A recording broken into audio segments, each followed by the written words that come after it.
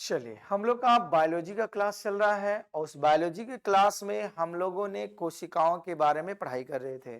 जैसा कि आप लोग जानते हैं कि कोशिकाएं का खोज करने वाले सबसे पहले नंबर व्यक्ति का नाम बताओ तो रॉबर्ट हुक ने किए थे। कब किए थे? 1665 में। उन्होंने जिस कोशिका को खोजा था वो जीवित था कि मरा हुआ था? मृत था। और जहां पर खोजे थे उसे क्या कहा जाता है?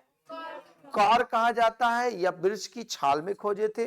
उसके बाद आगे चल के एक जीवित कोशिका की खोज की गई और जीवित कोशिका को खोज करने वाले व्यक्ति का नाम क्या था? एंटोनी वॉन लीवेनहॉक ने किया था। और उन्होंने वो खोज कहां किए थे? वो जीवित कोशिका का बैक्टीरिया में जो मिट्टी मिलते हैं उसी से किए थे। अलग अलग वैज्ञानिकों का अलग अलग नाम है।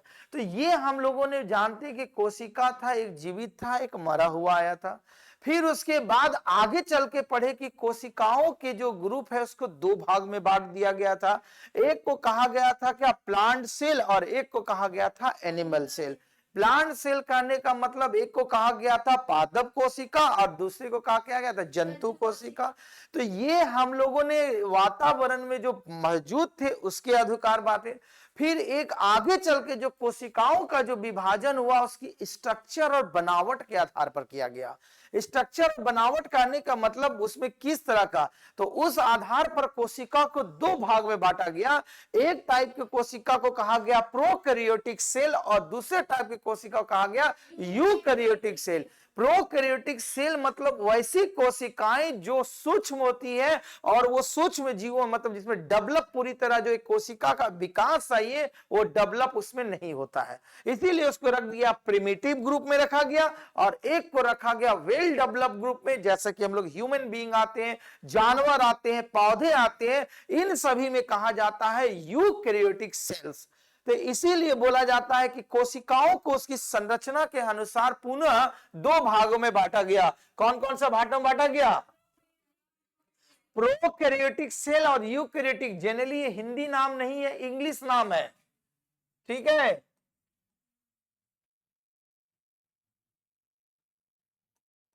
और दूसरे का नाम है यूकैरियोटिक। तो इसीलिए अगर कोशिकाओं को संरचना के आधार पर बोला जाए कितने भागों में बांटा गया है, तो कितने भाग में बोलेंगे? दो भागों में। कौन कौन सा? यूकैरियोटिक, ठीक।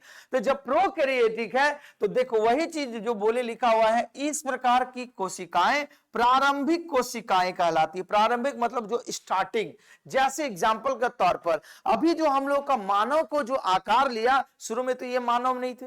ये मां के गर्भ में जब रहते हैं तो ये क्या होते हैं? छोटे से बच्चे के रूप में जन्म आते, बाहर आते हैं शिशु। शिशु के बाद उसकी जो अवस्था होती है धीरे धीरे करके मानव का आकार लेते हैं।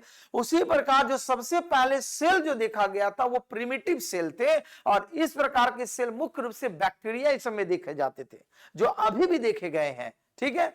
तो वही बोला गया इस प्रकार की कोशिकाएं प्रारंभिक कोशिकाएं होती थी, और ये सरल रचना मतलब सिंपल स्ट्रक्चर होते थे, उसमें ज्यादा कोई बनावट नहीं हुआ करती थी। और इस प्रकार की कोशिकाओं में स्पष्ट केंद्रक देखा गया था, केवल सेल दिखा गया था। स्पष्ट केंद्रक मतलब ट्रू न्यूक्लियस, क्योंकि आपको बोला गया है सब चीज के बाद न्यूक्लियस मतलब केंद्रक, क्योंकि किसी भी सेल का जो ब्रेन का काम करता है वो कौन करता है? न्यूक्लियस। तो ब्रेन रहेगा तभी तो डेवलप होगा। सपोज करो मनुष्य में ब्रेन ही काम नहीं कर रहा तो उसका कोई ऑर्गन काम करेगा? नहीं, बोलेगा हाथ हिलाओ तो हिल में नहीं कर रहा, देखा था ना। तो लगातार 440 का झटका दिमाग में कि कंपन करे कि ब्रेन रिचार्ज हो। देखोगे मनुष्य का जब पागलपन होता है तो ब्रेन में ही क्यों झटका मारा जाता है? हाथ में भी यहां भी मारना चाहिए, यहां भी मारना चाहिए, पैर में मारना चाहिए, तो यहीं पर क्यों लगाता है? वजह इसलिए कि इसको डिस्चार्ज हो गया, रिचार्ज करने का कोशिश करता है कि ये रिचार्ज होगा तो सब अपने आप रिचार्ज हो जाएगा। तो उसी प्रकार सेल का जो ब्रेन कहा जाता है, केंद्रक कहा जाता है। और यहां पर जो पहली बार जो सेल दिखी गई थी तो ऐसा प्रतीत हुआ था कि वो सेल जो है उसमें वास्तविक न्यूक्लियस पाया गया, क्योंकि न्यूक्लियस रहेगा तभी वो सेल फंक्शन करेगा, और न्यूक्लियस नहीं रहेगा तो फंक्शन काम करेगा नहीं, काम करेगा। तो इसीलिए बोला गया इन कोशिकाओं में संरचनाएं तो प्रारंभिक थी, वेल डेवलप नहीं थी, लेकिन न्यूक्लियस जो था एक वेल डेवलप था, वास्तविक न्यूक्लियस था, ठीक। तो बोला गया वास्तविक न्यूक्लियस का क्या कर दिया गया था? इसका अभाव किया गया था। तो जो जितनी डेवलप होना चाहिए, जितने भी केंद्रक अगर हमारे सेल में है तो ये अगर हमारा केंद्र ब्रेन जितना डेवलप रहेगा सारा ऑर्गन मेरा उतना ही डेवलप रहेगा। जैसे बोलते हैं ना, कोई बच्चा पढ़ने में तेज है, कोई कमजोर है, क्यों बोलते हैं? वो उसका ब्रेन बोलते हैं अरे बड़ी तेज हो पढ़े में, मतलब दिमाग उसका पूरा ज्यादा काम करता है। किसी को 20 बार समझे में लगता है तो एक ही बार में समझ जा रहा, तो वो अपना क्या कर दिया, न्यूक्लियस सिस्टम को पूरा डेवलप किया, मतलब ब्रेन को पूरा एक्टिवेट किया गया है, तभी तो वो तेज है। तेज और कमजोर कोई नहीं होता इस पृथ्वी पर। वो क्या होता है, अपनी ब्रेन को कितना आप अपनी ब्रेन का स्टडी में कीजिएगा तो ज्यादा आप तेज बनिएगा, जल्दी जॉब लीजिएगा, और अपने दिमाग का यूज कहीं दूसरा जगह कीजिएगा तो उतना ही लेट लगेगा। तो इसीलिए जो सेल पाए गए थे इसमें क्या होता, ट्रू न्यूक्लियस का, जिसमें आपका जो बताए थे जितने सारे न्यूक्लियस के होते हैं कण, वो सारे पूरी तरह डेवलप नहीं थे। तो इसीलिए इसको क्या कहा गया, आपका प्रोकैरियोटिक सेल ग्रुप में रखा। और इस तरह का जो जीव किस जीव में पाए जाएंगे, जिसमें बैक्टीरिया सेल, बैक्टीरिया होता है, बैक्टीरिया का नाम सुने, तो बैक्टीरिया में जो पाए जाते हैं उसमें वास्तविक न्यूक्लियस नहीं होता है। और इस प्रकार की कोशिकाओं का सबसे अच्छा उदाहरण, मतलब किस प्रकार के सेल में आपका प्रिमिटिव मतलब प्रोकैरियोटिक सेल जो होता है मुख्य रूप से किस जीव में पाए जाएंगे, बैक्टीरियल सेल में। ठीक है, और जैसे मानव बोलेंगे तो उसमें क्या पाया जाएगा, यूकैरियोटिक सेल। अब इसमें जो सेल का जो बोला गया साइज भी बताया गया है, बोला गया ये इस प्रकार के जो सेल पाए जाते हैं इसका आकार होता है 1 म्यू से लेकर के कितना म्यू तक होता है, 10 म्यू के मध्य में होगा, इससे बड़ा नहीं हो सकता। तो प्रोकैरियोटिक सेल का सबसे बढ़िया उदाहरण कौन है, बैक्टीरिया है। इस प्रकार की कोशिकाएं पूरी डेवलप नहीं होती है, इसकी वजह क्यों, क्योंकि इसका न्यूक्लियस पूरी तरह विकसित नहीं होता है। जिसमें विकसित होगा सारे ऑर्गन डेवलप होंगे। और इसका साइज जो बताया जाएगा, साइज कितना से कितना तक होगा, 1 म्यू से लेकर के 10 म्यू, ये म्यू इसका साइन है, बीमारी ना, आप लोग इससे परिचित है। तो आप लोगों को कंफर्म हो गया इस सेल की रचना के आधार, स्ट्रक्चर के आधार पर कितना टाइप का, 2। कौन कौन सा, प्रोकैरियोटिक सेल्स किसमें पाया जाएगा, बैक्टीरिया में पाया जाएगा। इसका साइज कितना से कितना तक हो सकता है, ठीक है। इसके बाद अगला जो नाम आएगा यूकैरियोटिक सेल्स का आएगा, किसका नाम आएगा, तो जब हमने यू बोला तो पूछा था यू, तो बोला मैंने डेवलप। तो देखो वैसे कोशिकाएं जो पूर्ण विकसित होती है वो यूकैरियोटिक कोशिकाएं कहती हैं। और इस प्रकार की कोशिकाएं वायरस में भी देखने को मिल, वायरस, जीवाणु और नीली हरी शैवाल को छोड़कर जितने भी पौधे और जंतु पाए जाएंगे सब में पाए जाएंगे, क्योंकि बैक्टीरिया, जीवाणु और ये जो शैवाल होते हैं इसमें यूकैरियोटिक सेल पाए जाते हैं। तो इन सभी कुछ सॉरी प्रो बोल रहे हैं ना, हाँ, प्रोकैरियोटिक पाए जाते हैं। और इन सभी को छोड़ करके बाकी इस पृथ्वी पर जितने भी जीव हैं उन सभी में यूकैरियोटिक सेल पाए जाएंगे। क्या पाए जाएंगे, और किसमें प्रोकैरियोटिक सेल को देखा जाएगा, वायरस में, बैक्टीरिया में और हरी शैवाल में, शैवाल। ठीक है, तो इन सभी में प्रोकैरियोटिक, बाकी सभी में हमारा कौन सा सेल मिलेगा, यूकैरियोटिक। क्यों मिला, क्योंकि इसका से न्यूक्लियस वेल डेवलप, अच्छी तरीका से विकसित होता है, जिससे कारण हमारे शरीर का ऑर्गेनल डेवलप होते हैं। ठीक, तो बोला गया देखो इसकी रचना के आधार पूर्ण विकसित कोशिकाएं होती है और इसका आकार भी बड़ा होता है। और इस प्रकार की कोशिकाओं में पूर्ण विकसित, विकसित मतलब होता है डेवलप, केंद्रक पाया जाता है, न्यूक्लियस पाया जाता है इसमें। और जो चारों तरफ से दोहरी लेयर, तो आपको बताए थे केंद्रक पढ़े थे ना न्यूक्लियस में, जिसमें लेयर पाया जाता है जिसको बोलते हैं हम लोग, क्या बोलते हैं, न्यूक्लियस मेम्ब्रेन। फिगर बनाए होंगे आप, न्यूक्लियस मेम्ब्रेन इसको मिलता है। तो को आपका बोला गया घिरा रहता है। और कोशिका द्रव्य, कोशिका द्रव्य रहते ना, आपका क्या बोलते हैं, न्यूक्लियोप्लाज्म। आप लोग स्ट्रक्चर बनवाए थे, इसको बनाए थे ना, इसीलिए आइडिया दिए, इसके बारे में डिटेल चलेंगे। तो उस न्यूक्लियस में न्यूक्लियर मेम्ब्रेन पाया जाता है, न्यूक्लियोप्लास्ट पाया जाता है, उसका अपना न्यूक्लियोलस होता है, क्योंकि न्यूक्लियस का भी अपना केंद्रक होता है। सेल का केंद्र न्यूक्लियस और न्यूक्लियस का केंद्र न्यूक्लियोलस, उसके अंदर में भी एक केंद्रक होती है। ठीक, वेल डेवलप होता है। तो बोला जाता है, और साथ में इसमें जो क्रोमोजोम की संख्या 1 से अधिक होती है। 1 से अधिक मतलब हर चीज, जीव में अलग अलग क्रोमोजोम की संख्या होता है। जैसे मनुष्य में बोलते हैं 46, बंदर में कुछ अलग, बनमानुष में अलग, चिंपैंजी में अलग, पौधे में अलग, सबका क्रोमोजोम्स अलग अलग होता है। और ये सभी जो फंक्शंस होते हैं हमारे शरीर का वो न्यूक्लियस में ही डिफाइन होते हैं। केंद्रक में ही होता है, क्योंकि इसी के बाद हम लोग पढ़ेंगे सेल डिविजन्स के बारे में, जिसके अंदर में हम लोग पूरा का पूरा न्यूक्लियस के बारे में अध्ययन करेंगे। क्योंकि जेनेटिक कैरेक्टर आप लोग बोलते हैं कि माता का कैरेक्टर कहां पिता में बेटा में चले जाता है, कहीं पिता का कैरेक्टर बेटा में आता है, क्यों होता है, ये सारे फंक्शन सेल डिवीजन के माध्यम से होते हैं। ठीक है, तो इसीलिए बोला गया कि जिस जीव में पूरी तरह डेवलप केंद्रक रहेगा तो वो जो ग्रुप कहलाएंगे वो यूकैरियोटिक कहलाएंगे, और जिसकी कोशिका केंद्रक पूरी तरह डेवलप नहीं होते हैं वो प्रोकैरियोटिक में कहलाते हैं, और उसकी साइज भी छोटा होता है और यूकैरियोटिक का साइज भी बड़ा होता है, क्योंकि ब्रेन जो रहेगा जितना डेवलप उसका ऑर्गेनल्स उतना ही डेवलप। तो पहले प्रोकैरियोटिक में जो था उसका केंद्रक डेवलप नहीं होने के कारण उसका ऑर्गन डेवलप नहीं होते हैं, और यूकैरियोटिक में उसका न्यूक्लियस डेवलप होने के कारण उसके सारे ऑर्गन्स भी क्या होते हैं, डेवलप होते हैं।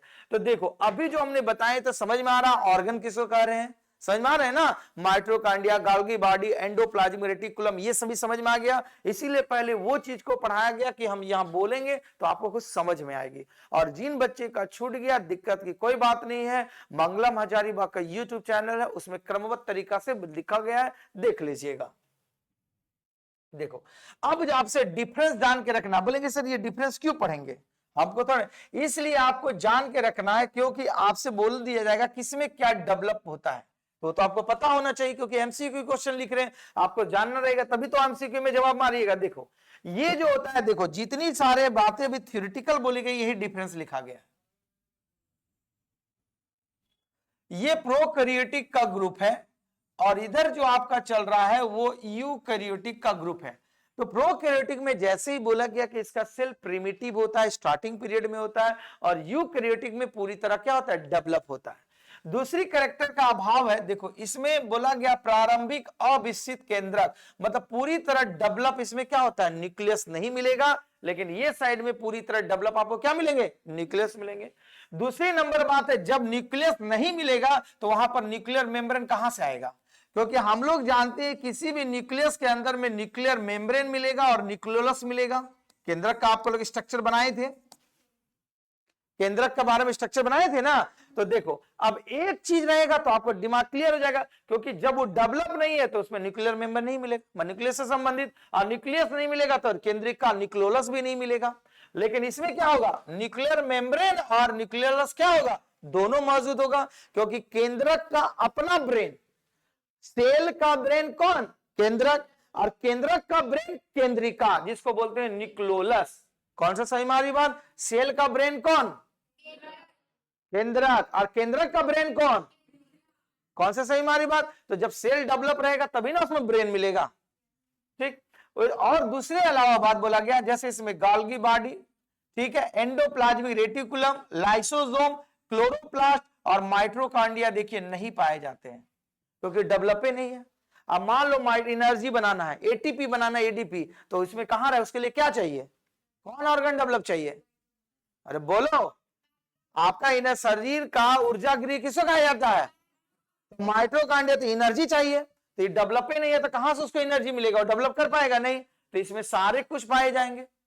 कौन से सही मारी है, तो इस सारे चीज को हमने एक्सप्लेन कर दिया, एक्सप्लेन करने की आवश्यकता तो नहीं है, सारे चीज आपको पता है। सेम उसी प्रकार देखो इसमें जो होता है माइटोसिस की क्रिया नहीं होती है, सेल विभाजन, समसूत्री कोशिका विभाजन नहीं होगा, और इसमें क्या होगा, सेल डिवीजन की क्रिया होता है, इसमें डिवीजन होता है, क्या होता है आपका माइटोसिस से क्रिया नहीं होती है, लेकिन इसमें क्या से क्रिया होगी, माइटोसिस, जिसको कहा जाता है हिंदी में समसूत्री कोशिका विभाजन।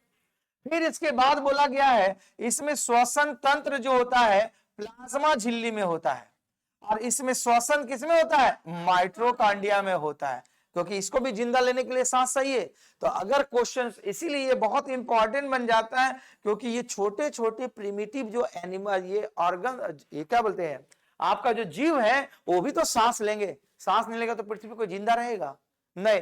तो जो यूकैरियोटिक सेल्स होते हैं उनका जो सांस लेने का जो माध्यम होता है वो कहां होता है, प्लाज्मा झिल्ली, जिसको प्लाज्मा मेम्ब्रेन कहते हैं। आपको बताया था ना प्लाज्मा मेम्ब्रेन का मतलब काइटिन बनता है, ठीक, तो प्लाज्मा मेम्ब्रेन के माध्यम से होता है। लेकिन और भी यूकैरियोटिक जितने भी सेल होते हैं उसका श्वसन की क्रिया कहां पर परफॉर्म होती है, क्योंकि माइटोकॉन्ड्रिया को इसीलिए ऊर्जा गृह कहा गया है, क्योंकि वो रिलीज करता है एनर्जी को।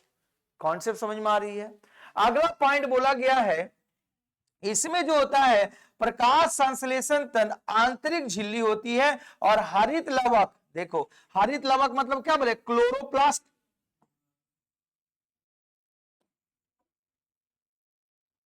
क्लोरोप्लास्ट का क्या होता है, अनुपस्थिति नहीं होता। इसमें क्लोरोप्लास्ट रहेगा तभी तो ये खाना बना पाएंगे। तो देखो ये अभाव रहेगा, लेकिन इसमें क्या होगा, क्लोरोप्लास्ट, क्योंकि पेड़ पौधे अपना भोजन कैसे बनाते हैं, पत्तियों में बनाते हैं, और पत्तियों का होना क्या है, हरा होना जरूरी है। हरा वो कब होगा, जब उसमें क्या पाएगा, क्लोरोप्लास्ट, क्लोरोफिल होता है, लेकिन उसमें क्या होता है, क्लोरोप्लास्ट मौजूद होना चाहिए, तभी वो भोजन तैयार करेंगे। लेकिन इसमें क्या होता है, प्रोकैरियोटिक में वो चीज होता ही नहीं है। ठीक, तो इसीलिए जो होता है आंतरिक झिल्ली की महत्व से बनाते हैं। दूसरी नंबर बात, वेरी वेरी इंपॉर्टेंट, इसमें भी राइबोसोम, क्योंकि इसको राइबोसोम का क्या काम है, बोलो, अरे यार इतना जल्दी भूल गया। राइबोसोम जो होता है प्रोटीन फैक्ट्री के नाम से जाना जाता है। प्रोटीन सिंथेसिस का जो वर्क होता है वो कहां होता है, तो प्रोकैरियोटिक सेल को भी राइबोसोम चाहिए। तो प्रोकैरियोटिक में जो राइबोसोम होगा वो 70S का होगा, याद रखिए कितने एस का होगा, और 70S तो छोटा होता है, आपको बता दिए थे। ठीक है, एस का मतलब बताए थे ना, सेडिमेंट्री कॉफिशिएंट, ठीक है, या सेडिमेंटेशन कॉफिशिएंट बोले थे, तो यस होता। और यूकैरियोटिक में देखो ये कितना एस का होगा, क्योंकि हमें ज्यादा प्रोटीन चाहिए तो हमें बड़ा चाहिए, जिसमें प्रिमिटिव है उसमें छोटा चाहिए, 70S। तो आपसे एग्जाम में पूछा जाए तो प्रोकैरियोटिक सेल्स में राइबोसोम कितना होगा, लिख देगा 70S, 80S, 50S, तो याद रखिएगा कितना एस का मिलेगा, 7। अब दोनों में बड़ा कौन होगा, 80S। अगला, इस प्रोकैरियोटिक सेल में सेल वॉल जो होती है बहुत ही पतली लेयर होती है। सेल वॉल समझते हैं ना, सेल वॉल प्लांट में पाया जाएगा कि एनिमल में, प्लांट में, हम बोले कोई एनिमलो बोलेगा, ठीक, तो प्लांट सेल में पाया जाता है, लेकिन इसमें ये होता है लेकिन बहुत ही पतली पाया जाएगा। लेकिन यूकैरियोटिक सेल में क्या होगी, मोटी, उसका थिकनेस ज्यादा होगा। ठीक है, उसके बाद इसमें अगला जो होता है देखो, जिसको कहा जाता है फ्लेजला। ठीक है, फ्लेजमा में शुभ तंतु होते हैं, जिसका जो इसका व्यवस्था होता है 9+2 का केस में कहा जाएगा। फ्लेजला जो होता है 9 और 2 का केस में, किसी में 2 पाए जाएंगे, किसी में 9 पाए जाएंगे। ठीक, लेकिन इसमें जो होता है नहीं पाएंगे, सॉरी, इसमें डेवलप नहीं होता है। और इसमें क्या होता है, यूकैरियोटिक में आपका क्या हो जाता है, ये जो होता है माइक्रोट्यूब्यूल जो पाए जाएंगे वो कौन सा केस में होंगे, 9+2 का केस में होंगे। समझ में आएगी बात। तो इसमें सबसे इंपॉर्टेंट याद रखिएगा, जो सर्कल के 8, 9, ये 3 और ये वाले क्वेश्चन, ये इतनी सारे इंपॉर्टेंट है, क्योंकि प्रोकैरियोटिक और यूकैरियोटिक को इसी आधार पर आप डिफाइन कर सकते हैं। समझ में आई बात, आगे देखो। इसके बाद एक छोटी सी कड़ी और आएंगे, इसमें वह प्लांट सेल और एनिमल सेल पढ़े हैं आप लोग, अरे जितने भी ऑर्गन से तो पढ़े थे ना, अब उसी को डिफाइन कर लेना है कि क्या किसमें होता है क्या नहीं होता है। देखो, एक तरफ लिखा गया है आपका प्लांट सेल के बारे में, और दूसरी तरफ लिखा गया आपका एनिमल सेल के बारे में। ध्यान से समझना, ये प्लांट सेल एनिमल सेल बोलेंगे सर हमको क्या, इसलिए कि आपको जानना है, एग्जामिनर प्लांट से भी क्वेश्चन पूछता है और एनिमल से भी पूछता है, तो सब चीज वही पढ़ना है। केवल हम उस अंग को क्या कर देंगे, किसमें प्लांट में पाया जा रहा है वो प्लांट से संबंधित रहेगा, जिसमें एनिमल में पाया जाएगा एनिमल से संबंधित पाया जाएगा, लेकिन ऑर्गन तो सब में डेवलप होता है। ठीक, तो देखो प्लांट सेल में एक बोला गया है क्या, कि पौधे का विकास त्रिस्तरीय 3 लेयर कोशिका भित्ति सेल वॉल पाई जाती है, जिससे मुख्य रूप से क्या होता है, सेलुलोज का बना होता है। ठीक, लेकिन बोला गया जंतु कोशिका में बोला गया कोशिका भित्ति नहीं पाई जाती है, मतलब सेल वॉल इसमें नहीं पाया जाता है, बल्कि इसमें क्या पाया जाता है, जीव द्रव्य झिल्ली, जिसको बोलते हैं क्या हम लोग, सेल मेम्ब्रेन। जिस समय सेल का स्ट्रक्चर आपको पढ़ाए थे तो बोले थे कि किसी भी सेल, चाहे प्लांट सेल हो चाहे एनिमल सेल हो, उसके बाहरी लेयर जो सबसे पहले जो पाया जाता है वो प्लाज्मा मेम्ब्रेन होता है। ठीक, और ये एनिमल में, लेकिन प्लांट में बोले थे इसके अलावा एक और लेयर होता है जिसको कहा जाता है कोशिका भित्ति या सेल वॉल कहा जाता है। बात बोले थे वो बात। तो जब सेल वॉल जो पाया जाएगा तो ये किसका बना रहता है, सेलुलोज का बना रहता है, लेकिन जब सेल प्लाज्मा मेम्ब्रेन बना रहेगा तो किसका बना रहेगा, प्रोटीन और लिपिड का बना रहता है। भूल गए, प्रोटीन का कितना लेयर पाया जाता है, 2, और लिपिड का 1। कौन सा याद आ रही सारा कुछ, तो देखो सारा क्लियर होते रहेगा, इसीलिए उसको पहले पढ़ाए थे। तो पहला कंडीशन समझ में आ गया।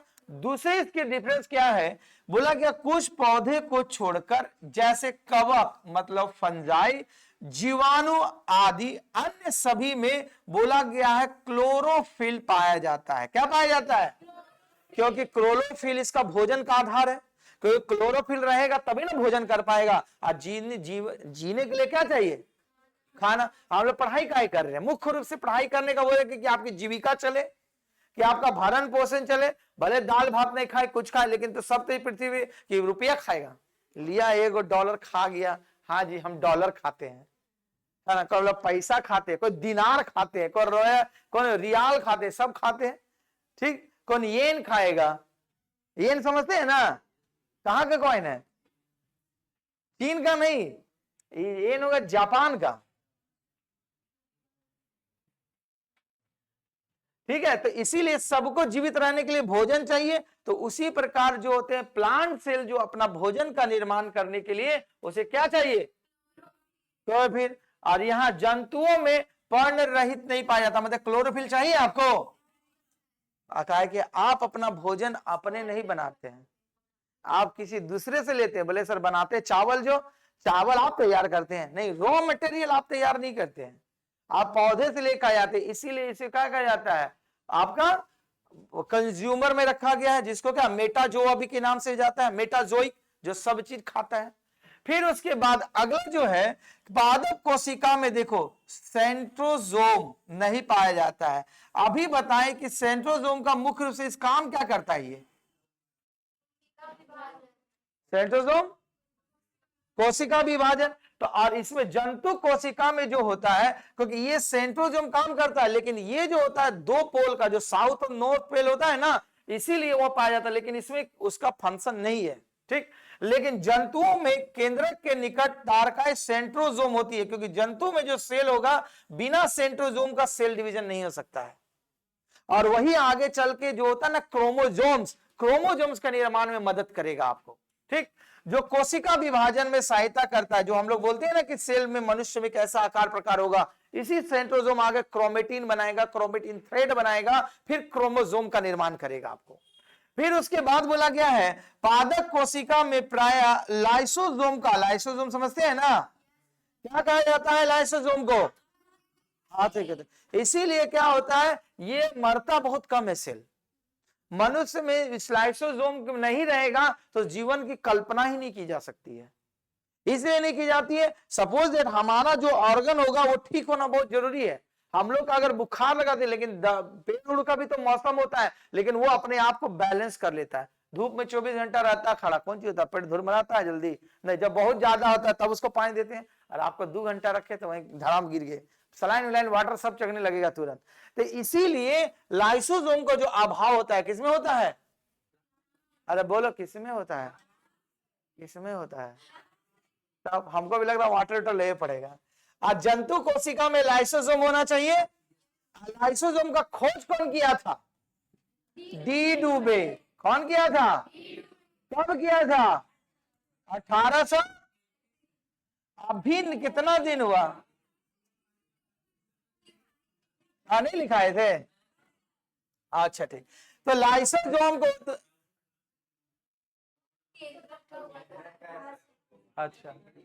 अच्छा ठीक है, नहीं लिखा, रहने दीजिए। तो लाइसोसोम जो जनरली था, ये तो इसे सुसाइड बैग भी कहा जाता है। किसको कहा जाता है? Suicide bag. इसको कहा जाता है सेंट्रोसोम को कहा जाता है, नहीं तो इसीलिए दिमाग में रखिएगा।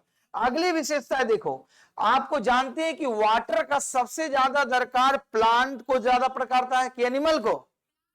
तब देखते हैं कुआं सुखा देता है, केले सुखा नहीं देते हैं। अरे आप कुआं पानी पी पाइएगा पूरा? नहीं। तो सबसे ज्यादा वाटर की आवश्यकता प्लांट की होती है, इसीलिए जिसको वैक्यूम और राजधानियां जो होती है इसमें पूरी तरह डेवलप होगी।